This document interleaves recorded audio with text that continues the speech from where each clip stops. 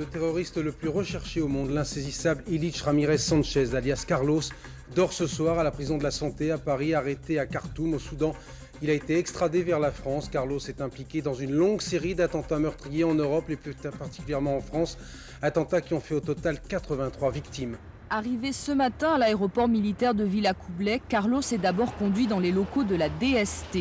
4 heures après, il est emmené en trombe à la prison de la Santé. Ce soir, l'ennemi public numéro 1 dormira derrière les barreaux. La cavale du sanglant mercenaire est terminée.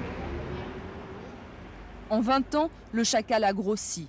Le voici photographié récemment dans une rue de Khartoum, au Soudan.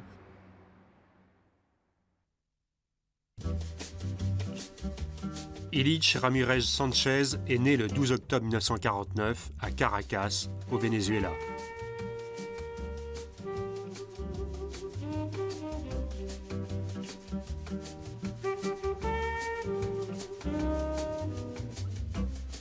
Son père, filmé ici contre son gré bien des années plus tard, un avocat aisé et communiste.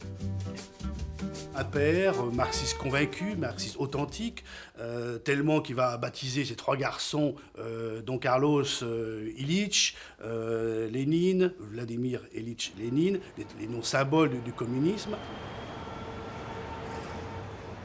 Ilich fréquente ce collège, mais les études l'intéressent moins que la politique. À 15 ans, il rejoint la jeunesse communiste. Avec sa mère Elba, Ilich et ses 2 frères s'installent en 1966 à Londres. Rapide escale.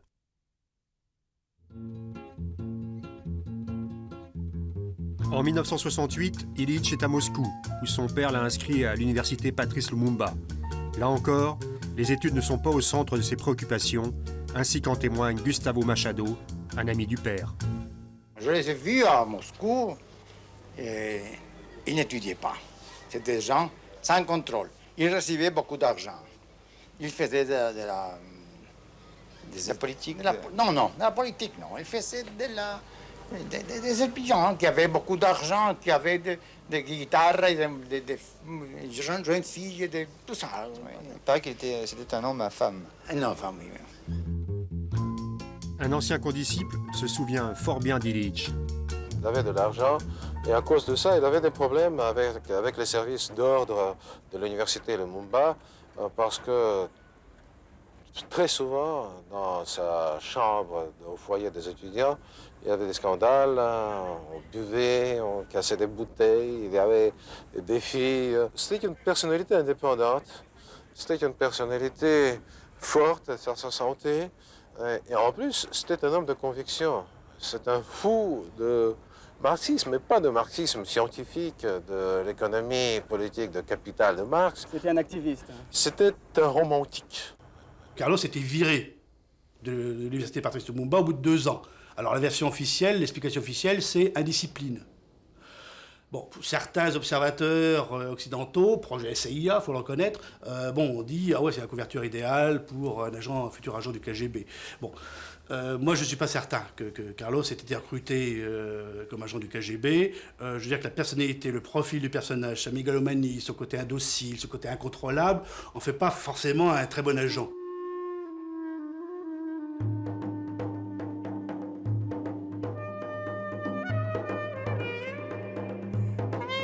Après Moscou, le Vénézuélien tourne son regard vers le Proche-Orient.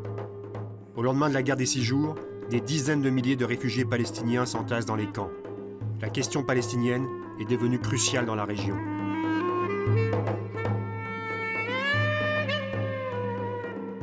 Un nouveau leader, Yasser Arafat, surgit à la tête de l'OLP, Organisation de libération de la Palestine.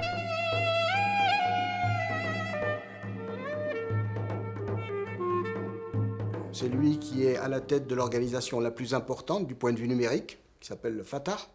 Et puis, à sa gauche, il y a un certain nombre d'organisations qui existent ou qui vont rapidement exister, notamment le Front populaire de libération de la Palestine de Georges Habash.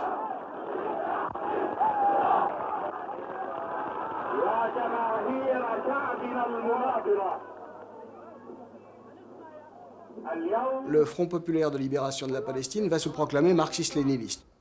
D'une part, il dit « Nous n'avons pas seulement comme ennemi l'impérialisme américain. Nous n'avons pas seulement comme ennemi le sionisme, nous avons également comme ennemi les États arabes réactionnaires. Donc nous sommes pour une révolution avec le fer de lance palestinien qui s'appuie sur les masses arabes et sur éventuellement les États progressistes. Voilà le discours de Georges Habash.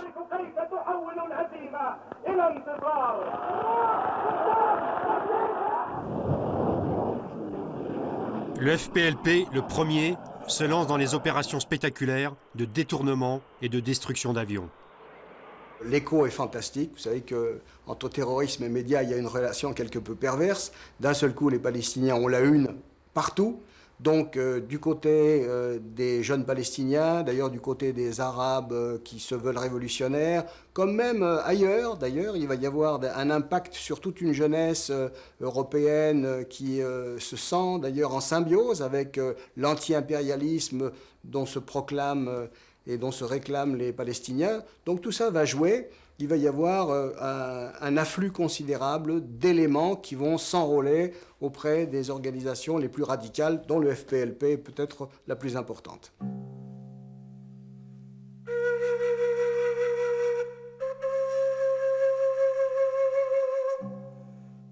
Attiré par la résistance palestinienne, Illich Sanchez débarque à Amman en Jordanie en juillet 70. Il a une recommandation pour Abou Sharif, membre influent du FPLP, qui l'envoie dans un camp d'entraînement. C'est vers cette époque qu'Illich prend son nom de guerre. Il s'appellera désormais Carlos. Il y avait des gens compétents au FPLP, l'entraînement militaire. En 1970, lorsque je suis arrivé au mois de janvier, était mené par un ancien de Saint-Cyr, qui appartenait d'ailleurs à une grande famille syrienne. Au début de septembre 70, le FPLP détourne 3 avions vers le désert jordanien de Zarqa. Les 400 passagers sont libérés avant la destruction des appareils.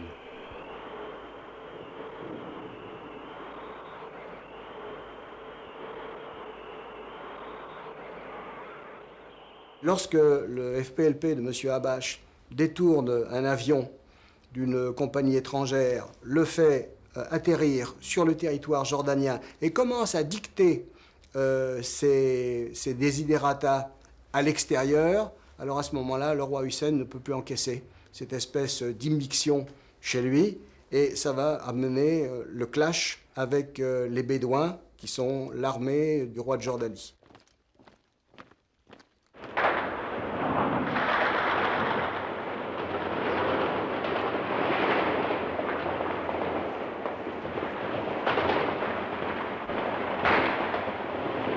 Pendant des semaines, les combats entre les troupes du roi et les Palestiniens font rage à Amman et dans les montagnes. Il y a des milliers de victimes. Pour les Palestiniens, ce sera Septembre noir. Carlos, semble-t-il, combat aux côtés de ses camarades du FPLP. C'est là qu'il gagne ses galons de Fedaïn.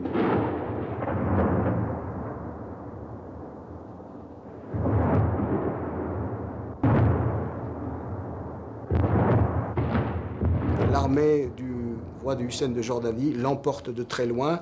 Les Palestiniens sont obligés de s'enfuir. Ils quittent le pays en direction du Liban, qui est finalement le seul pays qui peut les accueillir. À Beyrouth, nouvelle capitale des Palestiniens, Carlos est recruté par Wadi Haddad, le grand patron des opérations spectaculaires du FPLP. Carlos le militant devient un terroriste.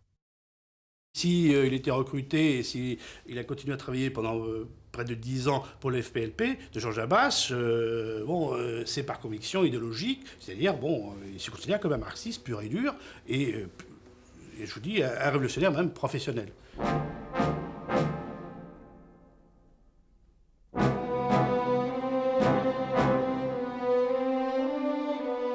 Carlos part pour Londres, où officiellement il donne des cours dans un collège.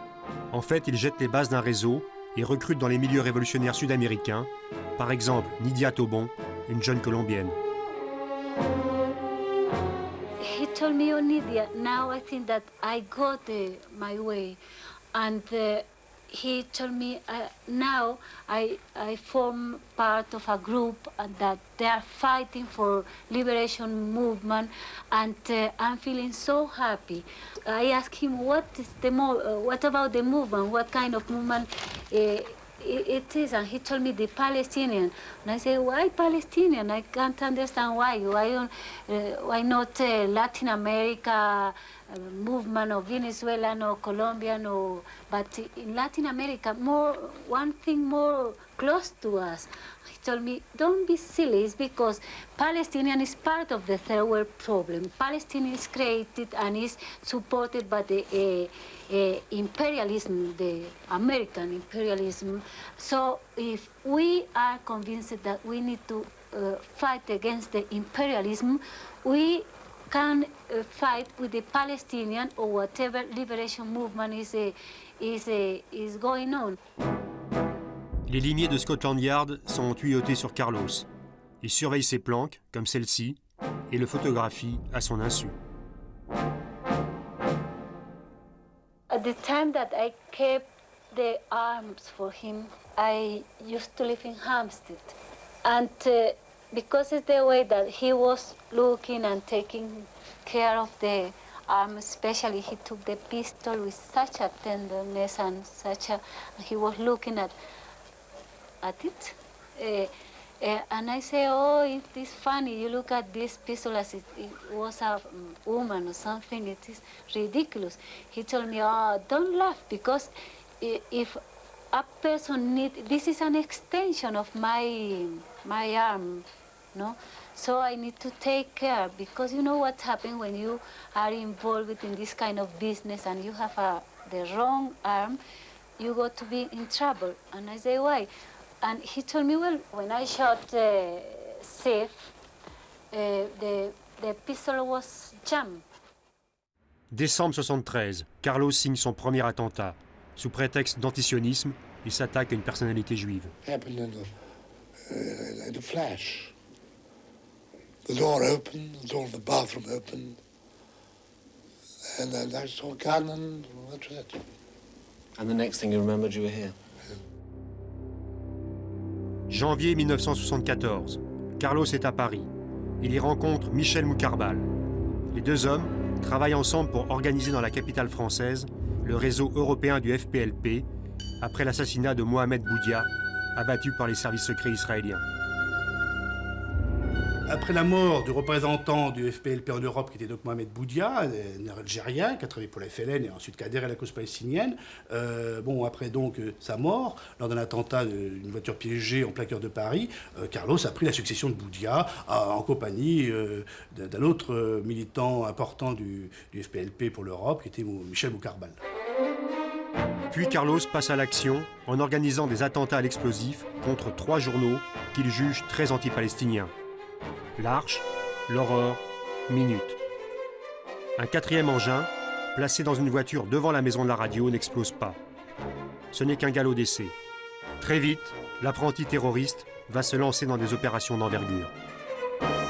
Une des missions de Carlos en Europe était de jeter des ponts, d'entretenir des relations avec tous les groupes révolutionnaires locaux, si j'ose dire, donc en Allemagne, les Bandabadères, la Belgique, la France, l'Italie, et puis également sont arrivés sur le marché du terrorisme international, si j'ose dire, l'armée rouge japonaise. À la fin de juillet 1974, un membre de l'armée rouge japonaise, Yukata Furuya, est intercepté par les policiers français, bien informés. On fait appel au service de Carlos pour faire libérer Furuya, qui est arrêté au mois de juillet à Paris, parce que Carlos est un connaisseur du terrain européen, et c'est tout à fait logique de s'entraider dans ce sens-là entre organisations dites révolutionnaires. Carlos, qui était en contact avec Furuya, monte une opération pour le faire libérer. 13 septembre, Carlos est à La Haye. Il a choisi l'ambassade de France comme objectif. Il surveille les alentours du bâtiment lorsqu'une fusillade éclate. 16h45, vendredi, 3 hommes armés font irruption dans l'ambassade de France à La Haye. La police néerlandaise tente de s'interposer, 2 policiers sont blessés, mais les terroristes réussissent à se retrancher dans le bureau de l'ambassadeur. 18h, par une lettre lancée à l'extérieur, les 3 hommes se font connaître. Ils sont japonais et appartiennent à l'armée rouge, une organisation de révolutionnaires fanatiques tristement célèbre depuis le massacre de l'aéroport de Lod. Le commando réclame la libération de Yukata Furuya. 20h15, le commando demande que Furuya soient transférés avant 3 h du matin à l'ambassade de France à La Haye.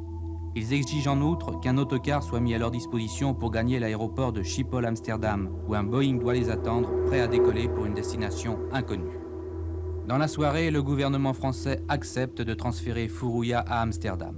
23h20, 2 Mystère 20 décollent de Villacoublay. Fourouya est à bord de l'un des appareils, dans l'autre, des membres de la brigade antiterroriste.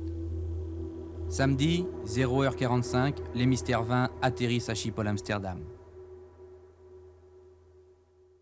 À l'intérieur de la zone interdite, entourant l'ambassade de France et celle des États-Unis qui sert de quartier général aux Néerlandais, les forces de police et l'armée s'installent en prévision d'une attente qui pourrait être longue. Derrière les fenêtres du 4e étage, le dramatique huis clos se poursuit.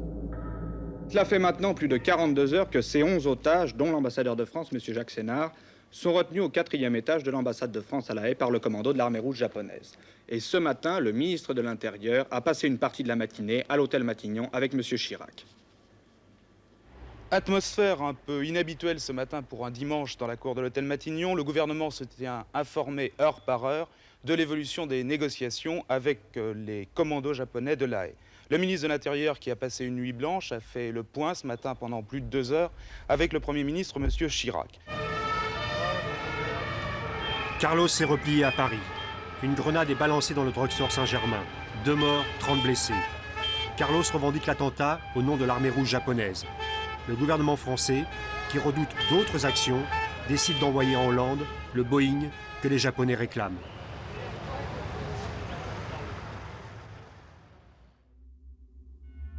Lundi, optimisme pendant la nuit, vers 4 h du matin, plusieurs silhouettes se découpent dans l'obscurité devant l'ambassade de France. Les terroristes viennent de relâcher 2 de leurs otages, les 2 femmes employées de l'ambassade.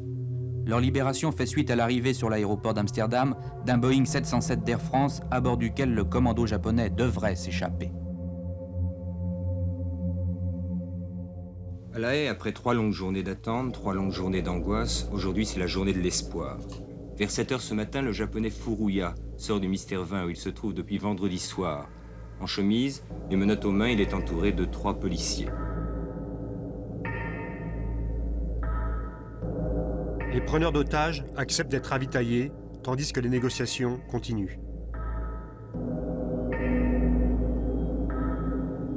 Le brouillard tombe sur la Hollande et avec lui revient l'anxiété, la tension. Les 9 otages s'apprêtent à passer une 4e nuit d'affreuse incertitude, là-haut, au 4e étage de l'ambassade de France, là où un mince ray de lumière filtre à travers des rideaux mal tirés.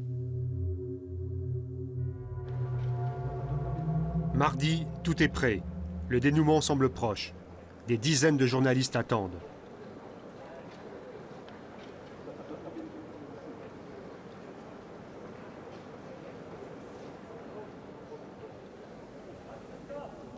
Enfin, en début de soirée, les otages sortent par petits groupes.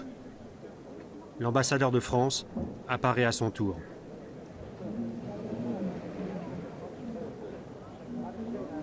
Un car emmène les 3 membres du commando et les otages jusqu'à l'aéroport. La route est balisée par l'armée hollandaise. Après l'échange avec Fourouya, l'avion s'envole avec les terroristes. Tout le monde est soulagé par ce dénouement sans drame. Mais personne n'a compris que l'auteur de l'attentat du drugstore est également le cerveau de l'opération de La Haye.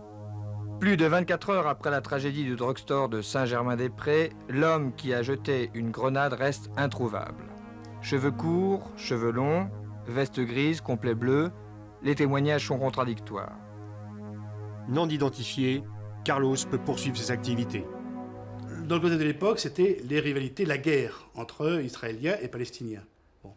En tant que branche européenne du FPLP, Carlos devait accomplir cette mission, donc et contre les intérêts bien sûr israéliens. J'ai vu l'avion d'El Al qui venait où est actuellement l'avion Oka là, mais il était en sens contraire, c'est-à-dire qu'il venait vers nous, il venait vers nous, et ensuite il se dirigeait vers là, il se dirigeait vers là. Et je ne sais pas s'ils ont tiré dans l'avion de El Al ou bien dans l'avion de l'Ayat. La roquette a raté sa cible et a touché un DC-9 yougoslave qu'elle a traversé de part en part.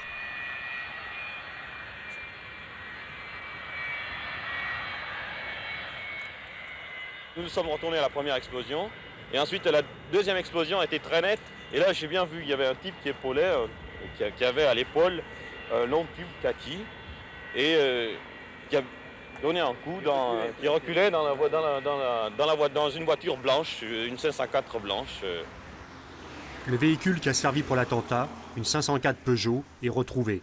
À l'intérieur, sur la banquette arrière, le bazooka. Cet avion venait de Tel Aviv pour continuer pour Montréal et New York. Monsieur le chef d'escale, selon toute probabilité, l'avion roulait sur la piste. C'est cet avion que l'on voulait atteindre, c'est l'avion d'El. Ah oui, en forte probabilité, oui, c'était ça. Est-ce que vous pouvez dire que vous êtes aux 3 quarts sûr qu'on voulait atteindre cet avion? 3 quarts, je crois un peu plus que 3 quarts. L'attentat provoque une vive émotion. La presse s'interroge sur l'identité des auteurs. Carlos, lui, dépité par le fiasco de l'opération, décide de recommencer. 8 jours plus tard, un tireur muni d'un autre bazooka gagne la terrasse de l'aéroport. C'est sur cette terrasse, exactement à cet endroit où je me trouve, que les Fedayines se sont installés pour tirer sur l'avion d'El Al qui va passer ici, juste en dessous, sur la piste, en dessous de la terrasse. Au moment où il s'apprête à tirer, un CRS qui se trouve sur la terrasse, alors qu'il se trouve ici derrière moi, tout à fait en haut, au 3e étage, les aperçoit. Il dégaine, il tire sur eux. Affolés, les Fedayines se retournent. Ici, il faut imaginer que c'est dimanche et qu'il y a la foule du dimanche, justement, sur cette terrasse. Affolés donc, ils s'en vont par là, vers la porte de la salle du haut qui se trouve là.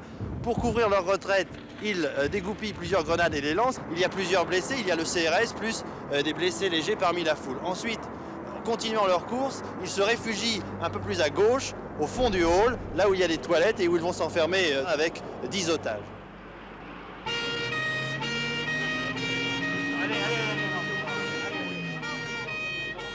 En quelques minutes, Orly est cerné. D'importants renforts arrivent sur les lieux. En début de soirée, le ministre de l'Intérieur, Michel Poniatowski, est sur place. Par un papier passé sous la porte des toilettes, les membres du commando font connaître leurs exigences. Un avion pour le lendemain matin, 8 heures. On a eu un peu peur aux alentours de minuit, 1 heure du matin, parce que les policiers creusaient des trous dans la paroi pour voir ce qu'on faisait. Et ils se sont énervés. C'est à ce moment-là qu'ils ont tiré de coups de feu. Ils ont tiré de coups de feu qui ont atterri dans les portes. Et à ce moment-là, avez-vous eu très peur? Oui, ils se sont énervés. Ils se sont vraiment énervés. On a cru vraiment qu'ils allaient tout faire sauter. Il y en a un qui a commencé de prendre une grenade, il l'a dégoupillée. Il l'a tenu dégoupillée pendant 2 heures dans sa main. Pendant toute la nuit, les négociations se poursuivent. Au matin, elles aboutissent. Ils ont été beaucoup plus confiants une fois qu'ils ont eu l'avion. Une fois qu'ils ont parlementé avec l'ambassadeur. Une femme et sa fille sont d'abord libérées. Les autres otages seront relâchés à leur tour. Et l'avion emmène les terroristes. Ils nous ont dit que certainement se reproduiraient des nouveaux attentats en France. Ça, vous pouvez le signaler. Et ils ont été très fermes là-dessus et ils sont prêts à recommencer. Carlos, que personne ne soupçonne, court toujours. Mais la DST est sur les traces de son camarade du FPLP, Michel Moukarbal. Notre attention avait été attirée par un Libanais nommé Moukarbal qui devait venir en France pour préparer des attentats terroristes. Il nous a été donné par un autre service de renseignement. Lorsque cet homme est arrivé à Paris, nous l'avons pris en surveillance et nous avons essayé de contrôler ses faits et gestes. Nous avons effectivement pu photographier Moukarbal en compagnie de 2 personnes, et l'une d'elles s'est avérée être Carlos, mais nous ne le savions pas. Pour éviter qu'il ne s'échappe, parce qu'il voyageait beaucoup, nous l'avons interpellé. Ce monsieur a été, je dirais, muet, ou en tout cas très laconique pendant plusieurs jours. Un vendredi soir, il nous dit, écoutez, je suis en mesure de vous dire où vous pouvez trouver l'homme que vous cherchez à identifier.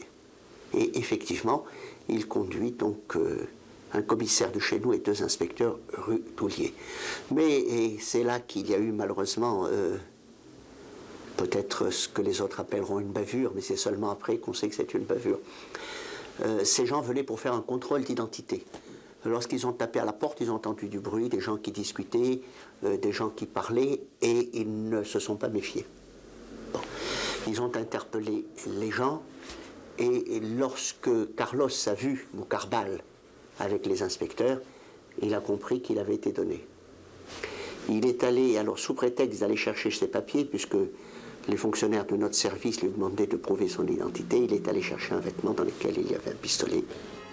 La réunion des terroristes rue Toulier est particulièrement animée hier soir vers 22h. Les locataires le remarquent quand les hommes de la DST pénètrent dans la maison, accompagnés de celui qui a donné la banque.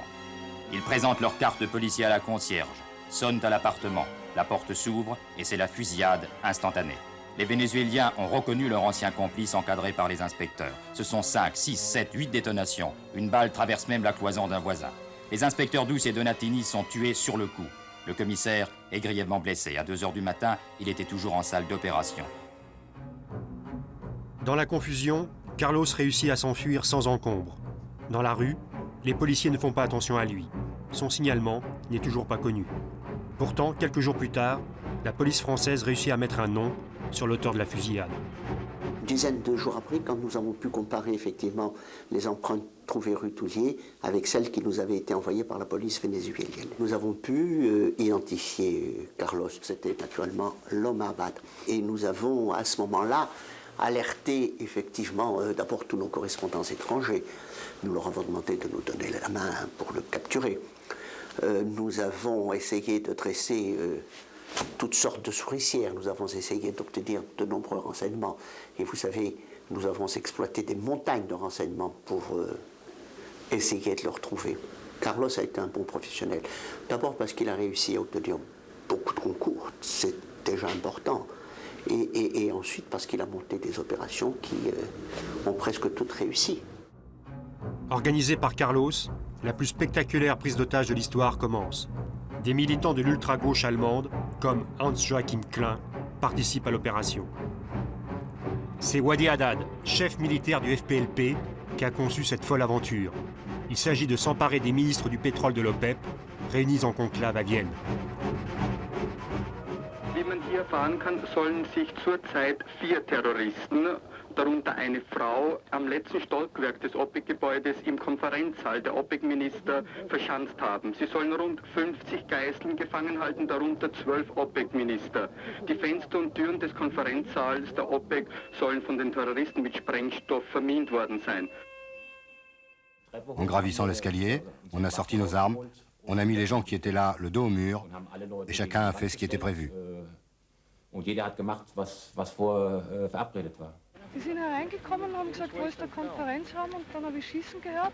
Und dann bin ich hinter meinem Schreibtisch in Deckung gegangen und habe die Polizei angerufen. Und dann kam einer und hat mir ins Telefon geschossen. J'ai tenu la standardiste en joue, mais sans dire un mot, parce que je ne voulais pas qu'ils sachent que je parle allemand. Donc, sans rien dire, j'ai essayé de faire signe à la standardiste d'arrêter de téléphoner. Comme elle ne réagissait pas, j'ai commencé à tirer sur les appareils. Mais c'était une sacrée bonne femme. C'était incroyable. Chaque fois que je tirais sur un appareil avec mon Beretta, une arme de type Parabellum, ça fait un boucan incroyable. Elle décrochait un autre combiné. Alors j'ai décidé d'en finir. J'ai vidé mon chargeur sur le standard.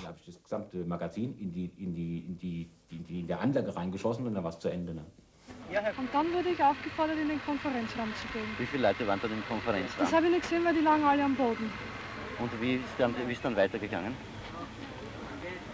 Alle Leute, die in der OPEC waren, die sind in den Konferenzraum hineingekommen und jeder hat gesagt, wir sollen am Boden bleiben. Und dann haben sie Arabisch gesprochen und Spanisch, also ich habe zum Teil überhaupt nichts verstanden. We were on the floor and they announced that they are Palestinians. They're working for the Palestinian cause. I immediately knew that he's not Palestinian because his Arabic was not our Arabic, and not even the Palestinian Arabic. Un homme de la délégation libyenne s'est précipité sur lui et a essayé de lui arracher son pistolet mitrailleur. Il a presque réussi. Là, Carlos a laissé tomber son pistolet mitrailleur. et il a dégainé son pistolet. Il a d'abord visé l'homme à l'épaule. Ça fait très mal. Alors que l'homme était donc hors combat, Carlos lui a vidé tout son chargeur dans le corps. C'était un massacre. De la pure frime.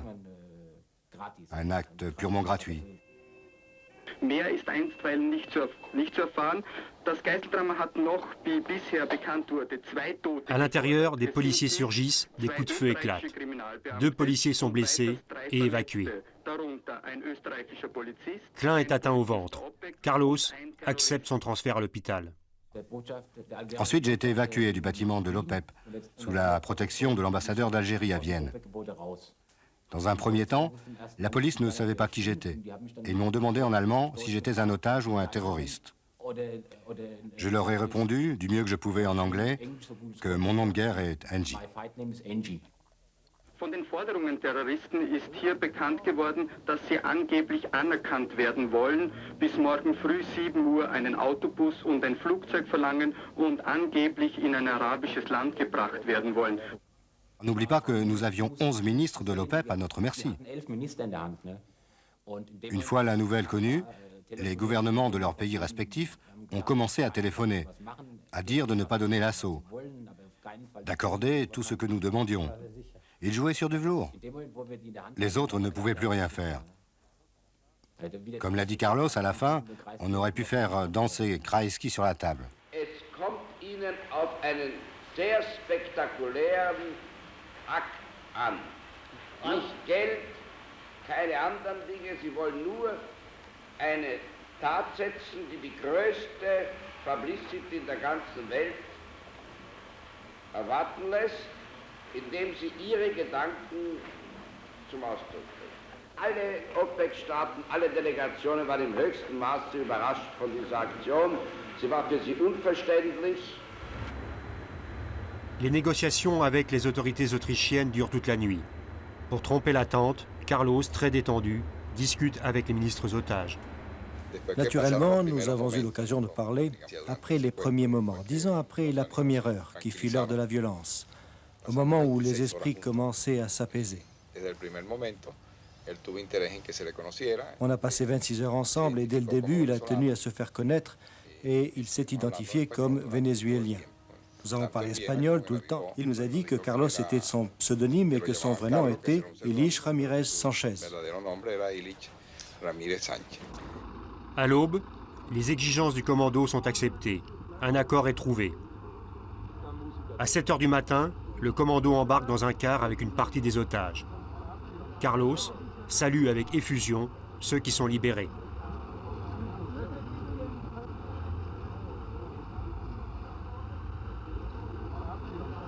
Enfin, l'autobus s'ébranle.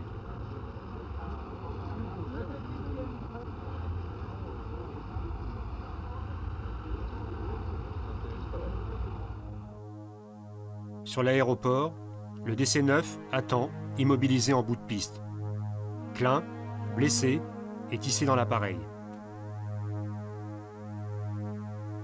Un peu plus tard, le bus arrive avec les otages. Carlos monte d'abord seul à bord pour voir si Klein est bien là. Puis, il donne le signal et tout le monde embarque.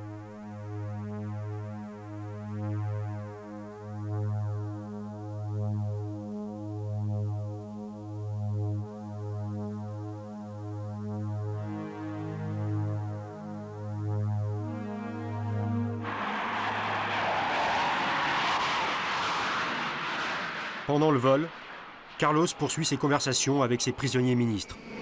Oh, we had all kinds of conversations.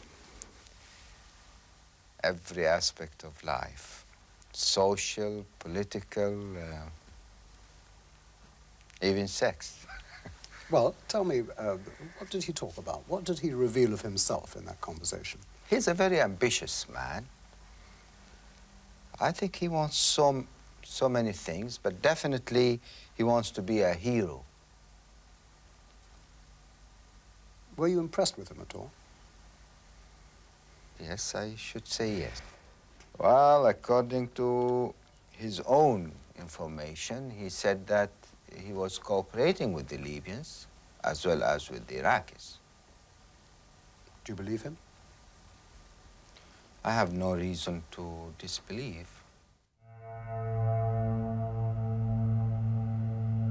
Après un périple entre Alger, Tripoli, Tunis, l'avion dont personne ne veut se pose finalement de nouveau à Alger. Carlos négocie avec les autorités algériennes, en particulier avec Bouteflika, le ministre des Affaires étrangères. Les Algériens réussissent à convaincre Carlos de libérer les derniers otages. Carlos séjourne dans un grand hôtel d'Alger, tandis que Klein est soigné à l'hôpital. Tous les membres du commando me rendaient visite. Un point qu'on peut révéler entre-temps. Un soir, ils ont tous dîné avec Bouteflika, qui était alors ministre algérien des Affaires étrangères. Il a dîné avec tout le commando. Il y avait Bouteflika, le chef des services secrets algériens, le chef de la police d'Alger et quelques autres personnalités. En tout cas, à l'issue de tout ça, Carlos est devenu très riche. Il a dû passer un accord moyennant contrepartie financière, en particulier avec l'Arabie Saoudite et l'Iran. Pour mettre fin à l'opération? Oui, pour arrêter. C'est-à-dire qu'il a encaissé beaucoup d'argent pour le commando?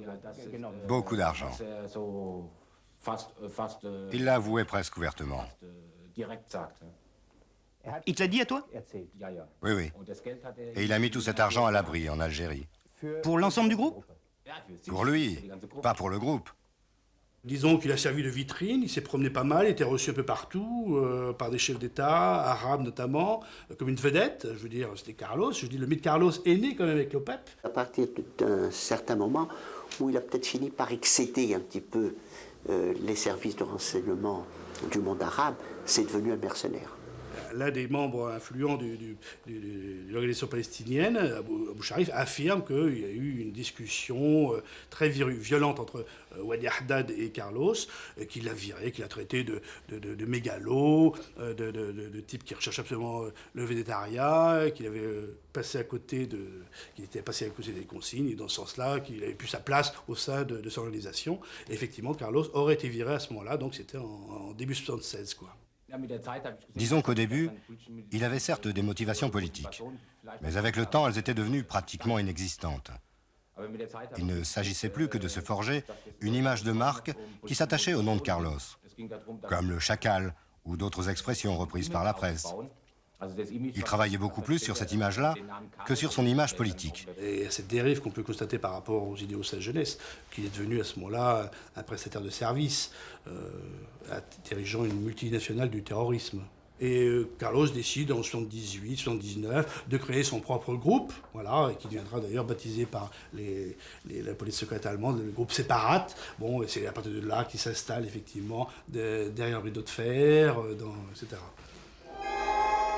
Au printemps 1979, Carlos installe son groupe derrière le rideau de fer, d'abord à Budapest.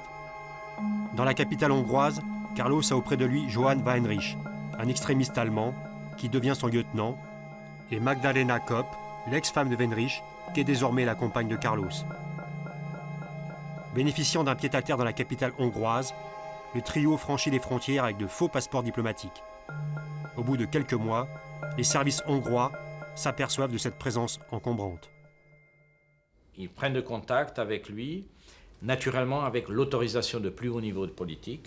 C'est János Kadar, quand qu'il entend, il lu le rapport, qu'ils sont là, avec sagesse, il dit oh, il faut qu'ils se dégagent plus rapidement que possible. Ça commence l'épopée de groupe Carlos, parce que finalement ça dure pendant 5 ans qu'il quitte la Hongrie, malgré la décision du premier secrétaire du Parti socialiste, enfin Parti communiste hongrois à l'époque. Même s'ils le nient, les Hongrois, ils ont soutenu, parce qu'ils ont donné une base, ils l'ont protégé, ils ont laissé travailler. Naturellement, ils ont passé un accord tacite en disant que voilà, vous ne pouvez pas faire des opérations partant de la base de Budapest. Ils savent très bien que derrière le groupe Carlos, quand même, il y a des pays de Moyen-Orient, la Syrie, l'Irak, la Libye, qui sont des pays très très importants économiquement pour les pays de l'Est et notamment pour la Hongrie, qui vendent une grande partie de l'exportation de la Hongrie va vers ces pays. Et ce sera trop difficile pour la Hongrie de trancher ou l'expulser ou les arrêter ou les extrader. Jusqu'au jour où, lassés de la présence de Carlos à Budapest, les services hongrois se décident à lui demander fermement de partir. L'entrevue est filmée secrètement.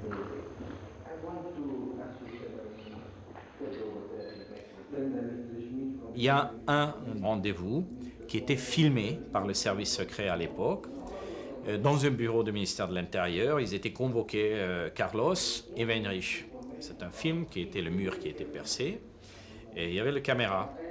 À un côté, il y a deux agents du service secret hongrois. En face, il y avait l'interprète et Carlos et Weinrich qui sont là-bas.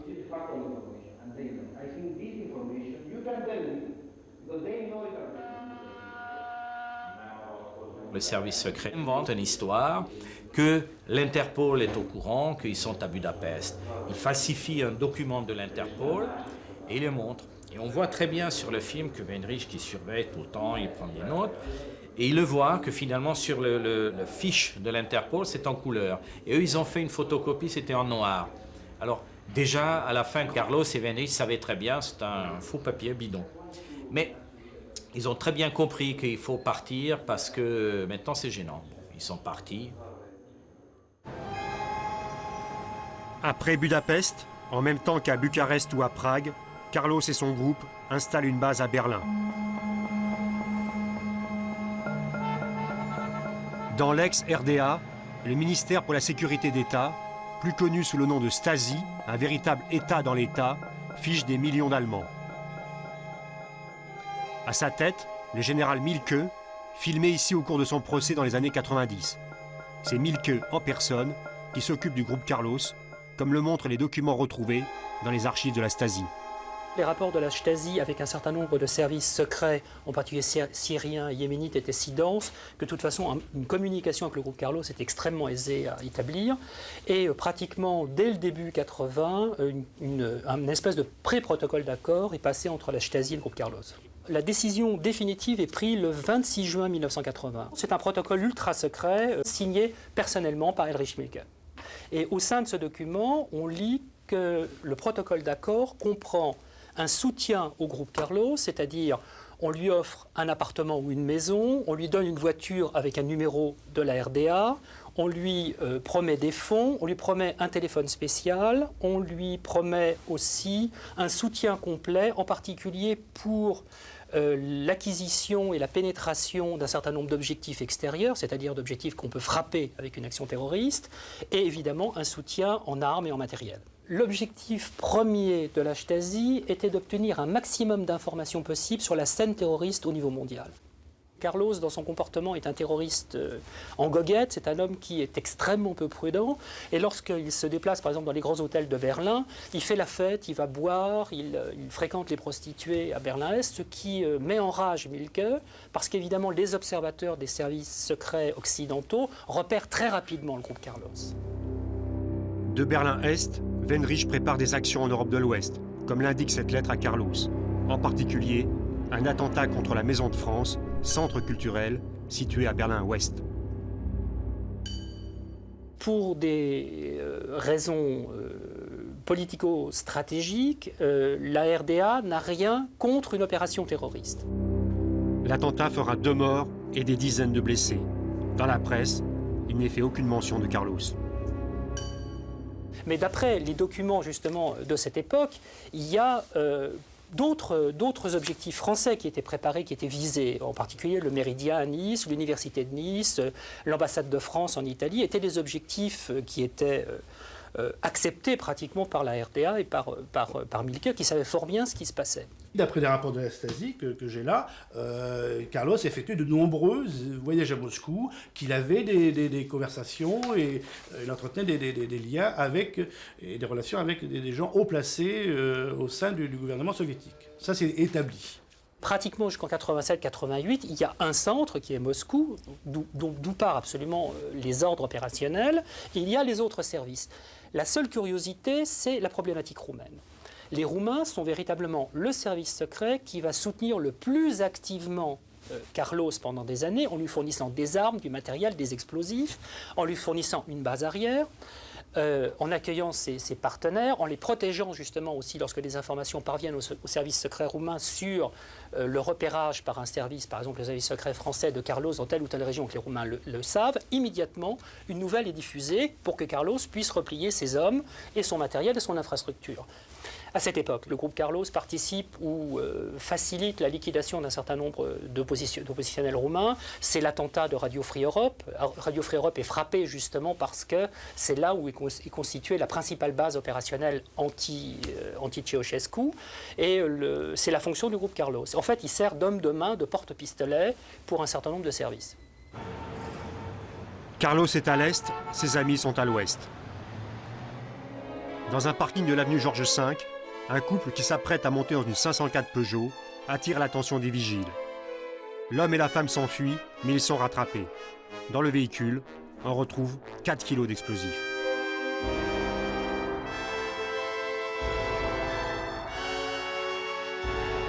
Le lendemain, le couple est identifié. Il s'agit de Magdalena Kopp et de Bruno Breguet. Breguet, qui a fait 7 ans de prison en Israël pour transport d'explosifs, n'est pas inconnu des services de police. Nous avions, nous, en charge Breguet depuis quelque temps, puisqu'on savait qu'il était là, et nous le surveillions de près. Nous savions que Breguet faisait partie de la mouvance de l'équipe qui était en relation avec Carlos. Carlos est à Bucarest lorsqu'il apprend l'arrestation de sa compagne Magdalena Kopp et de Bruno Breguet. Quelques jours plus tard, le 25 février 1982, Carlos envoie une lettre de menace à Gaston Defferre, ministre de l'Intérieur du gouvernement français. Il demande la libération de ses amis avant 30 jours. Gaston Defferre avait demandé que cette lettre ne soit pas publiée, en tout cas qu'elle ne soit pas portée à la connaissance sur toute la presse.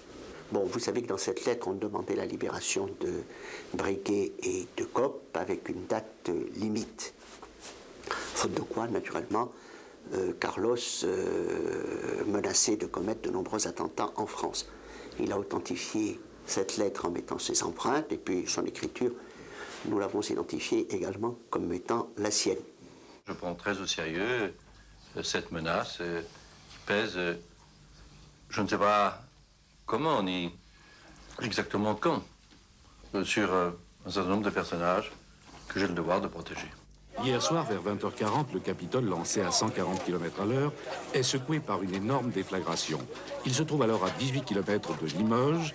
Des tôles broyées, les pompiers, les services de gendarmerie, les sauveteurs bénévoles vont retirer 5 corps, pour la plupart mutilés, et 29 blessés, plus ou moins gravement atteints. Bonjour. Il était un peu plus de 9h ce matin, en plein centre de Paris, rue Marbeuf, à côté des Champs-Élysées. C'est la panique dans la rue où toutes les vitres des magasins ont été cassées par la violence de l'explosion. La bombe placée dans la voiture, une voiture Opel qui avait été louée à Vienne, en Autriche, a explosé devant les locaux de l'hebdomadaire La Nation Arabe, Al-Watan El Arabi. Un mort, plusieurs dizaines de blessés, aucun communiqué de revendication de l'attentat n'a été diffusé. Sans lien direct avec cet attentat, mais il s'agit tout de même d'une affaire de terrorisme. Un autre sujet, le procès en correctionnel qui s'est déroulé ce matin à Paris, procès de 3 amis du trop célèbre Carlos. Breguet et Kopp n'ont rien voulu révéler. Ils se sont contentés de dire « nous sommes des soldats de l'Organisation internationale révolutionnaire », puis ils se sont ensuite totalement désintéressés de leur procès. Il y a trop de coïncidences pour qu'on puisse se permettre d'éliminer l'hypothèse Illich Ramirez Sanchez, alias Carlos. Première coïncidence, le 29 mars, à la fin de son premier ultimatum, c'est le Capitole qui sautait. Deuxième coïncidence, le 15 avril, date initialement prévue pour le début du procès Breguet-Kopp, un couple de fonctionnaires français est assassiné à Beyrouth. Ce jour-là, le procès a été reporté en raison de la grève des gardiens de prison. Troisième coïncidence, Hier, la voiture piégée de la rue Marbeuf est immatriculée en Autriche et il faut rappeler les différents attentats récents commis à Vienne contre des intérêts français, en particulier l'ambassade de France et les locaux d'Air France. Vienne est un fief du terrorisme et Carlos y a sévi déjà, mais ce faisceau de coïncidence n'exclut pas pour autant la piste syrienne. On peut imaginer sans peine que Carlos et les services secrets syriens aient pu mener une action conjointe. Alors que les Syriens aient voulu corriger ce journal qui les embêtait un peu, est-ce que Carlos en a profité pour faire pression sur la justice française? C'est possible. Les autorités politiques ont par force voulu que la responsabilité de cet attentat soit attribuée aux Syriens. Mais pour nous, il ne fait pas de doute, c'était Carlos. Je vous dirais que personnellement, d'ailleurs, j'ai fait l'objet d'une injonction formelle pour me dire de continuer à enquêter dans les milieux syriens et pas dans d'autres milieux. Est-ce que c'était lié à des négociations qui avaient lieu à l'époque par l'intermédiaire d'un avocat célèbre? Maître Jacques Vergès, vous avez défendu ceux qu'on appelle les amis de Carlos hier. Et ces trois coïncidences mentionnées par notre consoeur vous font-elles réagir d'une façon ou d'une autre? D'abord, je dirais qu'on parle de coïncidence, on parle de supposition. Moi, j'ai défendu hier les deux amis de Carlos, comme vous dites. Et je dois dire que je les ai défendus dans un climat exécrable. Je les ai défendus devant un tribunal qui avait devant lui un dossier. Et ce dossier était rempli de mensonges. Et dans ce dossier, l'argument principal contre mes clients était un document provenant d'Israël. Document provenant d'Israël, d'une soi-disant personnalité israélienne entendue à Paris par des officiers de police judiciaire qui ont caché le nom de cette personnalité israélienne. Autrement, elles auraient dû avouer que cette personnalité israélienne était un agent secret. Un agent secret que la police française aurait dû arrêter et dont elle a fait son confident. Maître Vergès, je vous prie de vous calmer. Je ne vais pas me calmer quand il s'agit de choses aussi tragiques et d'accusations que vous portez. Je n'ai porté aucune accusation, ni aucun de mes confrères. Nous avons simplement... Eh bien, moi, j'en porte. énoncé... Je porte des accusations sur ce qui s'est passé hier. Vous permettez, Maître Vergès, vous n'êtes pas dans une cour. Vous êtes dans un journal, nous vous avons demandé poliment de venir vous exprimer. Nous vous avons posé des questions. Vous m'avez posé une question, je vous ai répondu. Bon, je vous prierai de répondre sur un ton qui n'est pas celui d'une cour d'assises. Selon les rapports de la Stasi, effectivement, Jacques Vergès aurait servi d'émissaire entre le groupe Carlos et des hauts fonctionnaires de l'État français, du gouvernement socialiste de l'époque, dirigé par Pierre Mauroy. On détaille ces relations à travers les rapports que fait Carlos auprès donc, des membres du groupe Carlos, dont Weinreich à Berlin notamment. Personne, pour l'instant, n'a contesté l'authenticité de ces documents. Bien entendu, alors Vergès, interrogé après la capture de Carlos, a affirmé qu'effectivement des négociations ont bien eu lieu avec ces deux hauts personnages, ces deux hauts fonctionnaires de l'État français, deux hauts fonctionnaires qui, eux, nient farouchement avoir entamé une quelconque négociation avec l'émissaire du groupe Carlos. Je suis sûr qu'il y a eu négociations pour faire cesser les attentats.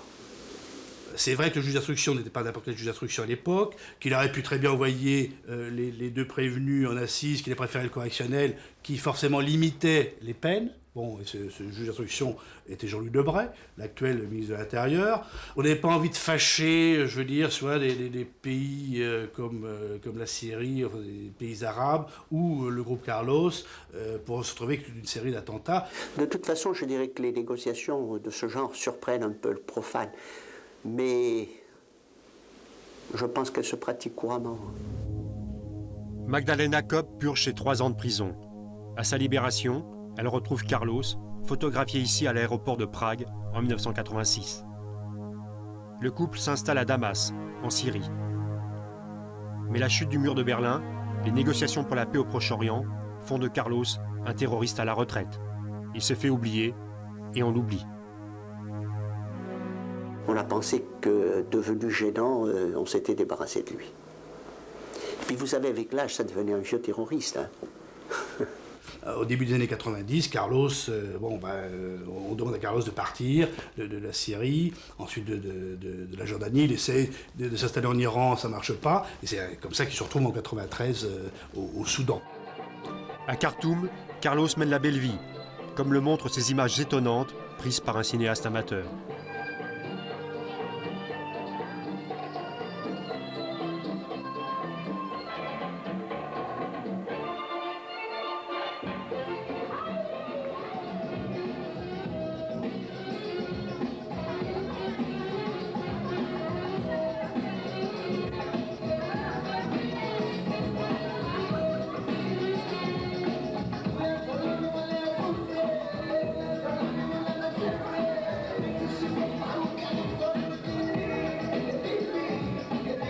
Mais les services secrets du monde entier n'ont pas dit leur dernier mot. Depuis plusieurs mois, les Français étaient au parfum donc des activités de Carlos, de la présence de Carlos à Khartoum, de ses activités, des moyens de l'approcher et de capturer. C'est la DST qui l'a repéré. Rondeau travaille pour la DST. Philippe Rondeau, homme secret, arabisant distingué, spécialiste du terrorisme, traque Carlos depuis 20 ans. C'est lui qui le retrouve à Khartoum, le file et le photographie à son insu. Hier matin, les autorités soudanaises nous ont fait savoir qu'elles avaient elles-mêmes identifié Carlos de façon certaine et qu'elles étaient disposées à répondre immédiatement au mandat d'arrêt émis par les autorités judiciaires françaises.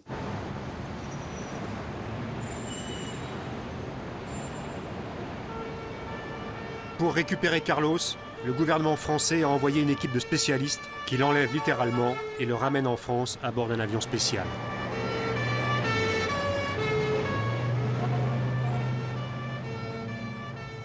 Après 20 ans de cavale, le terroriste le plus célèbre du monde, qui a changé tant de fois de visage et d'identité, doit rendre des comptes à la justice française.